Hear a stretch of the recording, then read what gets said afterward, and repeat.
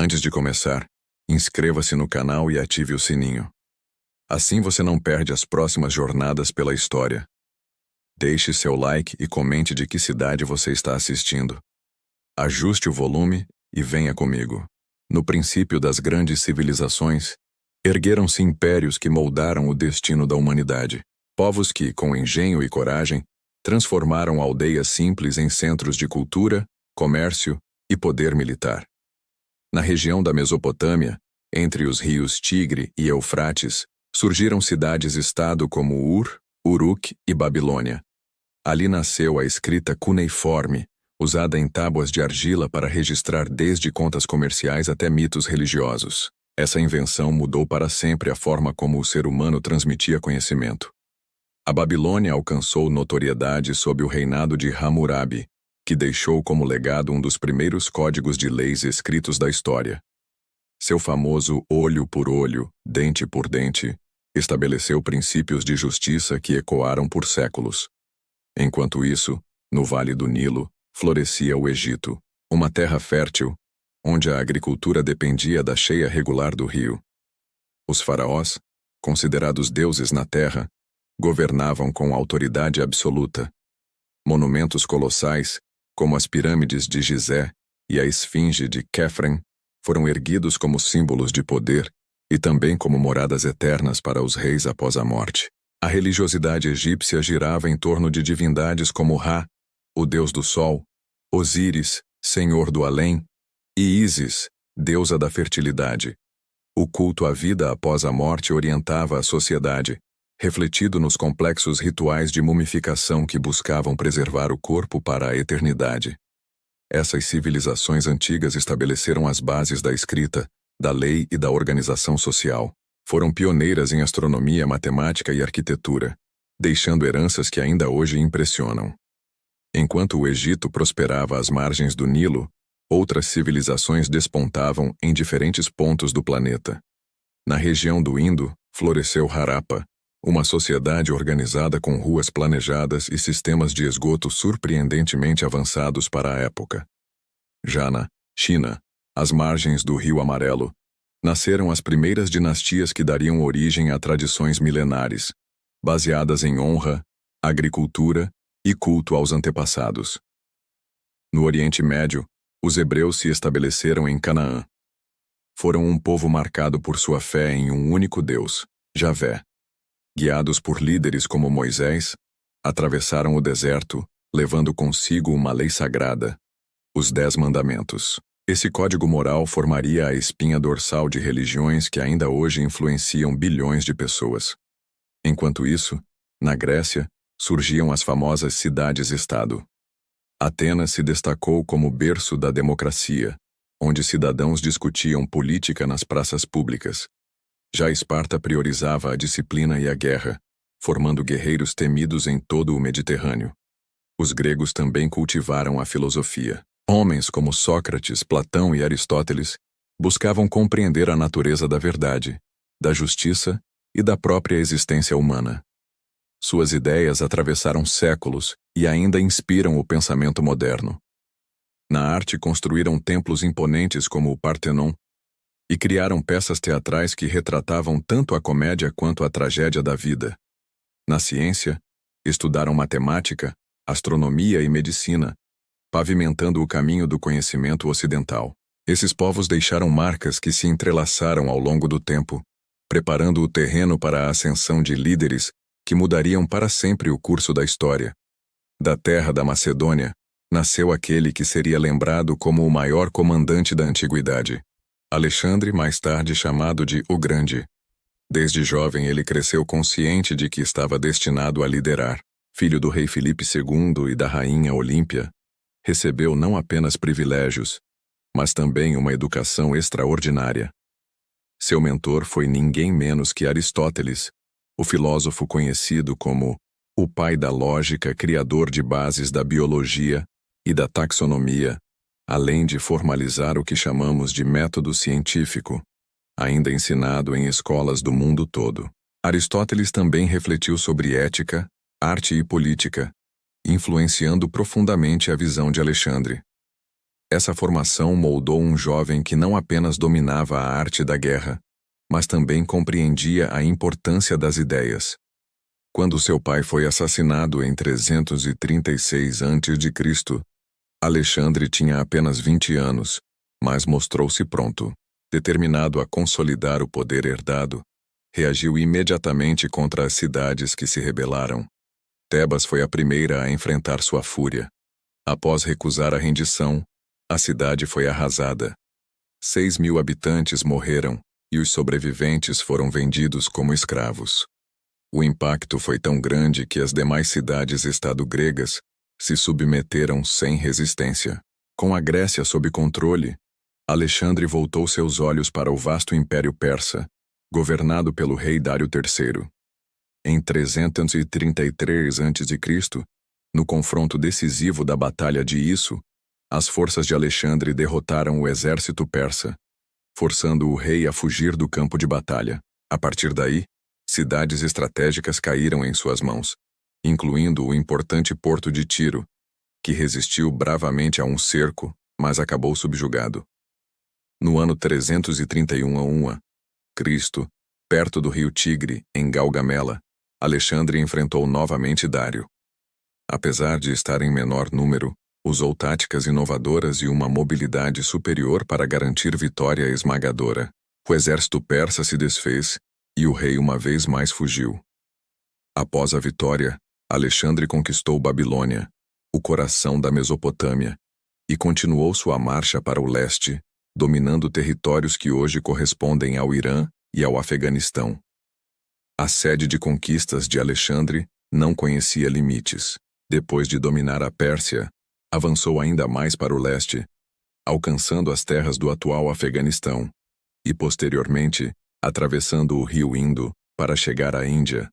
Ali, enfrentou o rei Poro, que mesmo em desvantagem, apresentou uma resistência memorável. A batalha foi sangrenta, marcada pelo uso de elefantes de guerra, algo que os soldados gregos jamais haviam visto. Apesar da vitória, Alexandre ficou impressionado com a bravura de Poro, e em gesto de respeito, devolveu-lhe o trono, permitindo que continuasse governando sob sua proteção. Mas o exército de Alexandre, cansado de anos de campanha, recusou-se a marchar ainda mais para o leste. Diante disso, o rei foi obrigado a interromper sua expansão e retornar para consolidar seus domínios. Por onde passou, Alexandre fundou cidades que levavam seu nome. A mais famosa delas, Alexandria, no Egito, se tornaria um centro cultural e científico durante séculos. Ele incentivou a fusão de culturas, unindo tradições gregas e orientais, criando o que chamamos de helenismo, um intercâmbio de ideias, religião, filosofia, arte e ciência, que moldaria a identidade do mundo antigo. No entanto, sua vida seria breve. Aos 32 anos, em 323 a.C., Alexandre morreu em Babilônia, deixando para trás um império imenso, mas sem herdeiros preparados para mantê-lo unido. Seus generais dividiram os territórios, mas a influência grega já estava espalhada, marcada para sempre na história. Enquanto isso, a Índia seguiu seu próprio caminho. Por volta do ano 321 a.C., Chandragupta Maurya fundava o Império Maurya, centralizando o poder e unificando grande parte da região. Sob seu neto, Ashoka, o império atingiria seu auge, expandindo-se por quase todo o subcontinente. Ashoka, após presenciar a brutalidade da guerra, converteu-se ao budismo e passou a governar de forma mais pacífica. Promoveu valores de tolerância, não violência e respeito entre os povos, espalhando o budismo por vastas regiões da Ásia, desde a Índia até o Sudeste Asiático. Enquanto o Oriente florescia sob o legado de Alexandre e o avanço do Império Maurya, no Mediterrâneo surgia uma nova potência destinada a dominar o mundo antigo: Roma. O início foi modesto. Segundo a tradição, a cidade teria sido fundada em 753 a.C. por Rômulo e Remo, os lendários irmãos criados por uma loba. Mas a realidade mostra que Roma nasceu como uma pequena aldeia no centro da Península Itálica, que aos poucos cresceu e se fortaleceu. Primeiro foi governada por reis, mas em 509 a.C., após a queda da monarquia, instaurou-se a República Romana. O poder passou a ser exercido por cônsules e pelo Senado, uma estrutura política que permitiria a Roma se expandir de forma organizada. A disciplina militar romana, somada à engenhosidade de seus engenheiros, garantiu vitórias constantes. Estradas, aquedutos e fortalezas eram construídos para consolidar cada nova conquista. Assim, Roma derrotou vizinhos etruscos, sabinos e, em seguida, expandiu-se por toda a península. Mas sua verdadeira prova de fogo viria contra Cartago, uma poderosa cidade no norte da África. Nos séculos III e indo a.C., as guerras púnicas colocaram frente a frente dois gigantes do Mediterrâneo. Cartago, liderada pelo lendário general Aníbal, atravessou os Alpes com elefantes de guerra, surpreendendo Roma em seu próprio território. Mesmo assim, após anos de batalhas sangrentas, Roma triunfou. Na terceira e última guerra, em 146 a.C., destruiu Cartago por completo, espalhando sal em suas terras para simbolizar que jamais floresceria novamente. Essa vitória consolidou Roma como a potência dominante do Mediterrâneo. Com riquezas e territórios em expansão, a República começou a enfrentar divisões internas. Conflitos entre patrícios e plebeus, entre senadores e generais ambiciosos, abriram caminho para guerras civis que mudariam para sempre o rumo da história romana. No século I a.C., Roma estava mergulhada em disputas internas. Generais poderosos passaram a controlar legiões fiéis mais a eles do que ao próprio Senado. Entre esses líderes, destacou-se Júlio César.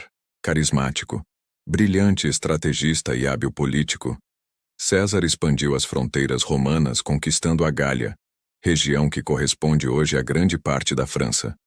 Suas vitórias o tornaram imensamente popular entre o povo e temido pelos senadores.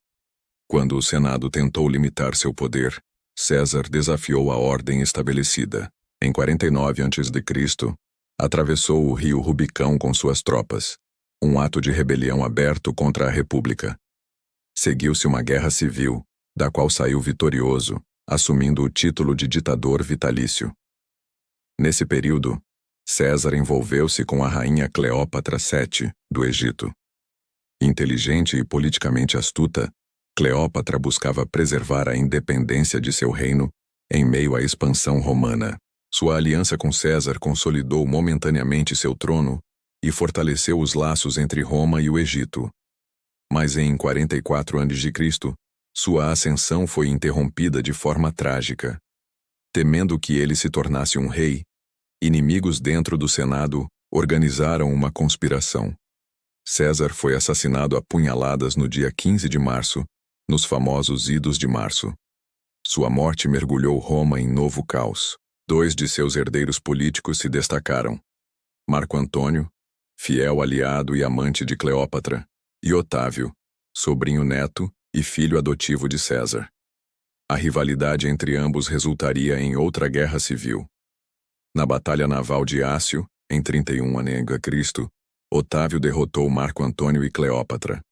Pouco depois, ambos tirariam a própria vida no Egito, marcando o fim de uma era. Otávio assumiu então o título de Augusto, tornando-se o primeiro imperador romano. A República havia chegado ao fim, e o Império Romano acabava de nascer. Com a ascensão de Augusto, Roma iniciava uma nova fase, o Império Romano.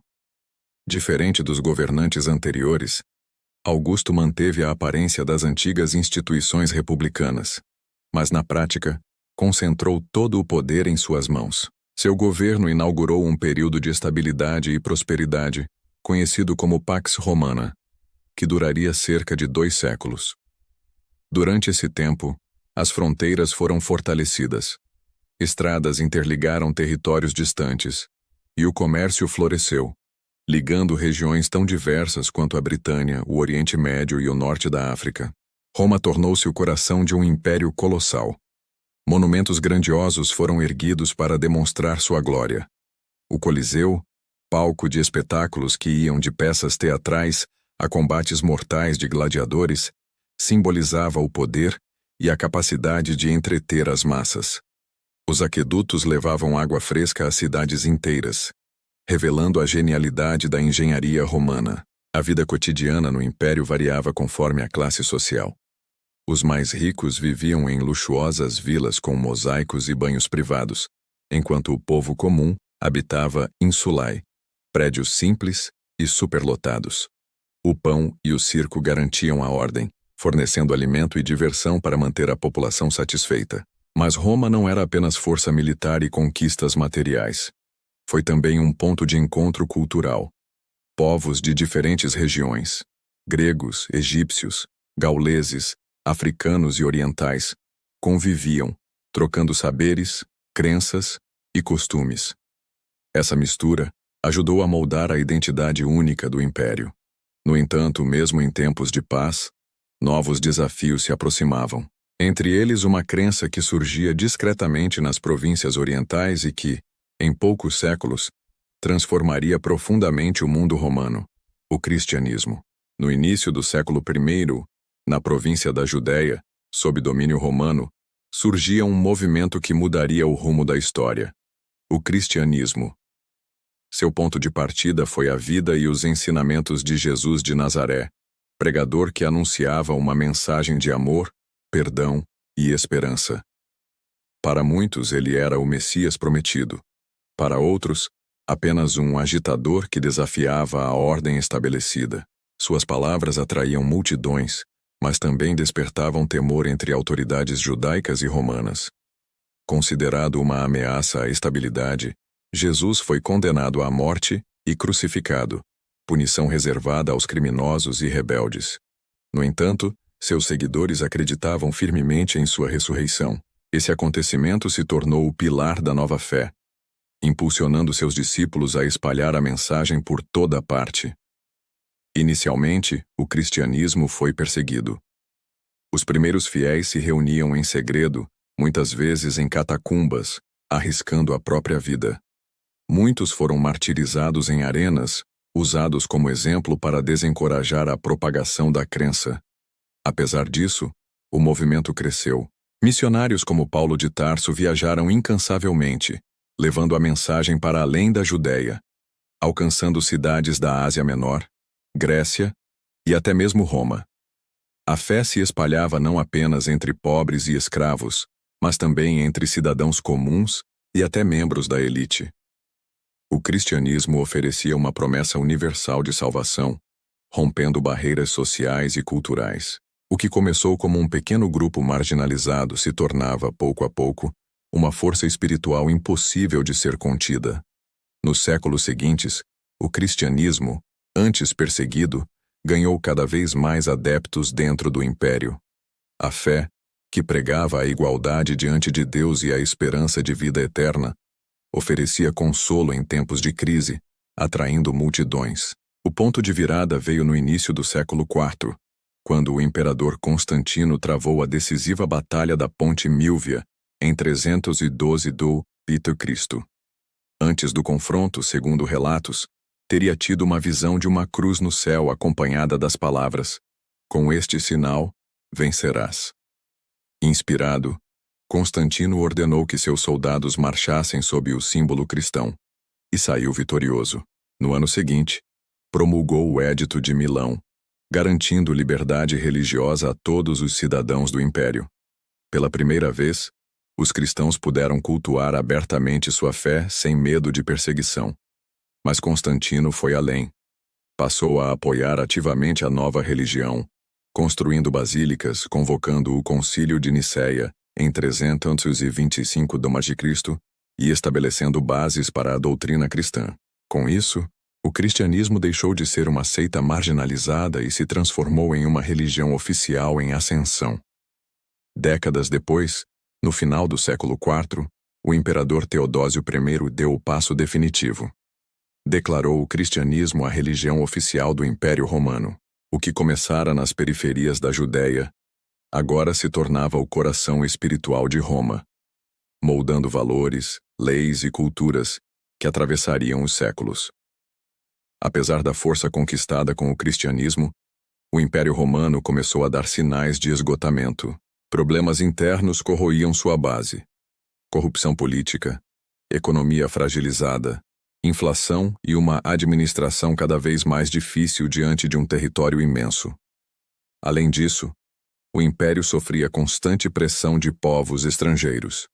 Visigodos, vândalos, hunos e outros grupos germânicos atravessavam suas fronteiras, saqueando cidades e desafiando a autoridade de Roma. Em 285 d.C., o imperador Diocleciano tentou uma solução ousada: dividir o império em Oriente e Ocidente, cada parte governada por um imperador. Embora essa medida tenha dado fôlego temporário, aumentou a fragmentação política. O Império Romano do Ocidente foi o mais vulnerável. Em 410 d.C., os visigodos, liderados por Alarico, invadiram e saquearam a própria cidade de Roma, algo impensável séculos antes. Poucas décadas depois, em 455, os vândalos repetiram o feito, mergulhando o Ocidente em caos. O golpe final veio em 476 d.C., quando o último imperador romano do Ocidente, Rômulo Augustulo, foi deposto pelo chefe bárbaro Odoacro. Para muitos historiadores, esse momento marcou o fim da Roma Antiga e o início da Idade Média. Já o Império Romano do Oriente, conhecido como Império Bizantino, sobreviveu por mais de 1000 anos, mantendo vivas tradições romanas e gregas até sua queda em 1453. Assim, o colosso que fora o maior império do Ocidente desapareceu, mas deixou legados profundos: o direito, a engenharia, a língua latina e, sobretudo, o cristianismo, heranças que moldaram o futuro da civilização ocidental. Com a queda do Império Romano do Ocidente, a Europa mergulhou em um período de instabilidade. Reinos germânicos se formaram sobre os escombros de Roma, trazendo novas culturas e tradições. Nesse cenário de incertezas, uma instituição emergiu como a principal força unificadora: a Igreja Cristã. Enquanto reis e chefes militares disputavam territórios, a Igreja oferecia algo que transcendia fronteiras: fé, estrutura e esperança. Os bispos e monges preservaram o conhecimento copiando manuscritos antigos e mantendo vivas as obras da filosofia, da ciência e da literatura clássica. Mosteiros se espalharam por toda a Europa, funcionando não apenas como centros religiosos, mas também como locais de ensino, agricultura e ajuda aos pobres. Em um mundo fragmentado, eles se tornaram verdadeiros faróis de estabilidade. Ao mesmo tempo, o papado em Roma assumiu crescente autoridade espiritual e política. Papas passaram a influenciar reis e exércitos, legitimando coroações e mediando alianças. O cristianismo tornou-se o eixo central da vida europeia, determinando valores, leis e até mesmo o calendário. A fusão entre heranças romanas, tradições germânicas e a fé cristã lançou as bases para uma nova civilização, a Europa medieval. Mas ao lado desse processo de unificação, o continente também seria palco de guerras, invasões e transformações que moldariam os séculos seguintes. À medida que os séculos avançavam, a Europa começava a se reorganizar. Com os ataques constantes de povos como vikings, magiares e sarracenos, as comunidades buscaram proteção em líderes locais. Assim, nasceu o feudalismo, um sistema baseado na troca de lealdade por segurança. Os senhores feudais controlavam terras e ofereciam abrigo e defesa, enquanto camponeses trabalhavam nos campos em troca de proteção. Castelos surgiram como centros de poder e fortaleza contra invasores. Esse modelo moldou a vida europeia por quase meio milênio. Nesse mesmo período, a Igreja consolidava sua posição como a instituição mais poderosa da Europa. Monges e clérigos não só pregavam a fé, mas também ditavam costumes, leis e até mesmo decisões políticas. O Papa, em Roma, era reconhecido como a autoridade máxima, muitas vezes rivalizando em poder com reis e imperadores. Reinos como o dos francos, liderados por figuras como Carlos Magno, expandiram territórios e receberam apoio da Igreja, fortalecendo a ideia de que o cristianismo e a política estavam entrelaçados. Em 800 d.C., Carlos foi coroado imperador pelo Papa Leão III, gesto que simbolizou a união entre o poder espiritual e o poder militar. Esse equilíbrio entre feudos, reinos e igreja criou a base da chamada Idade Média Europeia, um período marcado por alianças frágeis, guerras constantes, mas também pela preservação e transmissão de valores que moldariam o futuro do Ocidente. Com o passar dos séculos, a Europa medieval entrou em uma nova fase marcada pelo choque entre religiões e culturas. No final do século XI, o Papa Urbano II convocou os cristãos a retomarem a Terra Santa, que estava sob domínio muçulmano. Assim começaram as Cruzadas, uma série de expedições militares que duraram quase 200 anos. Essas campanhas foram apresentadas como uma missão sagrada: libertar Jerusalém. Cavaleiros, camponeses e nobres atenderam ao chamado, movidos pela fé, pela promessa de perdão espiritual e também pela possibilidade de riqueza e terras. A primeira cruzada resultou na conquista de Jerusalém em 1099, mas as vitórias iniciais logo se transformaram em longos conflitos. Os muçulmanos contra-atacaram, liderados por figuras lendárias como Saladino, que recuperou Jerusalém em 1187. Embora as cruzadas tenham fracassado no objetivo de manter a Terra Santa, elas provocaram mudanças profundas. O contato entre Oriente e Ocidente trouxe novas ideias, tecnologias e produtos como especiarias, seda e papel, que transformaram o comércio europeu. Quando Roma Ocidental ruía, novas forças surgiam nas fronteiras. Povos nômades como os hunos atravessaram as estepes, aterrorizando reinos germânicos e pressionando as fronteiras romanas. A morte de Teodósio e a divisão definitiva do poder facilitaram incursões. Saques a Roma chocaram o mundo antigo e revelaram que a cidade eterna também podia sangrar. No Oriente, Constantinopla manteve a chama acesa. Enquanto isso, na Índia florescia a Era Gupta, em que matemáticos e astrônomos formularam ideias sobre o zero, o pi e a circunferência da Terra. Na Gália, o rei Clovis converteu-se ao cristianismo, aproximando o poder régio da Igreja e lançando as bases do Reino Franco. O Império Romano do Oriente evoluiu para o que chamamos de Império Bizantino. Sob Justiniano, leis foram compiladas no Corpus Juris Civilis, e a Santa Sofia ergueu sua cúpula como um sol de pedra. Na Península Arábica, a mensagem de Maomé uniu tribos sob a fé islâmica, e os califados expandiram-se velozmente, tomando Damasco, Jerusalém e Alexandria, projetando o poder do Atlântico à Ásia Central. No coração da Europa, Carlos Magno ampliou os domínios francos e foi coroado imperador em Roma, tentando reconstruir uma ordem imperial sob o signo da cruz. No Oriente, a dinastia Tang harmonizou budismo, taoísmo e confucionismo, enquanto poetas eternizavam montanhas e nuvens.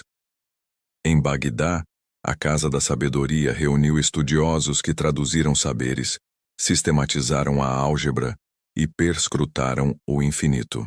Mas a periferia também se movia. Vikings singraram mares, chegando às Ilhas Britânicas, à Normandia e às Américas do Norte. A Europa se fragmentou em castelos e feudos. A proteção militar dos cavaleiros em troca de trabalho e colheitas dos servos ergueu uma nova pirâmide social. Ao leste, varegues e eslavos formaram a Rus de Kiev, enquanto Otão foi coroado no Ocidente como imperador, reacendendo o ideal romano-germânico. Na França, os capetos inauguraram uma dinastia duradoura. No Atlântico Norte, Leif Erikson alcançou Vinlândia.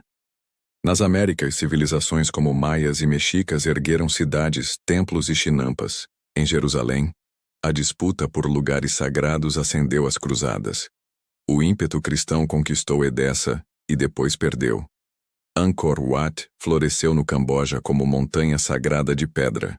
Saladino venceu em Hatim e retomou Jerusalém. E a Terceira Cruzada, apesar de reis poderosos, não recuperou a Cidade Santa. Dos planaltos da Ásia, Gengis Khan unificou tribos e criou um império que varreu reinos de um oceano ao outro.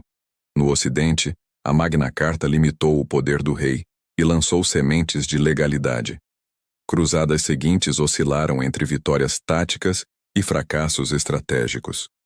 No século XIII, parlamentos ingleses foram convocados, prenunciando novas formas de representação. Na África Ocidental, Mansa Musa cruzou o Saara com ouro e erudição, projetando Timbuktu como farol de saber. Em Tenochtitlan, os astecas ergueram o templo maior e teceram canais e jardins flutuantes. Entre Inglaterra e França, estourou a Guerra dos 100 Anos. A peste negra ceifou milhões, alterou a economia e reposicionou camponeses na balança social. Na China, rebeliões puseram fim ao domínio mongol e ergueram a dinastia Ming.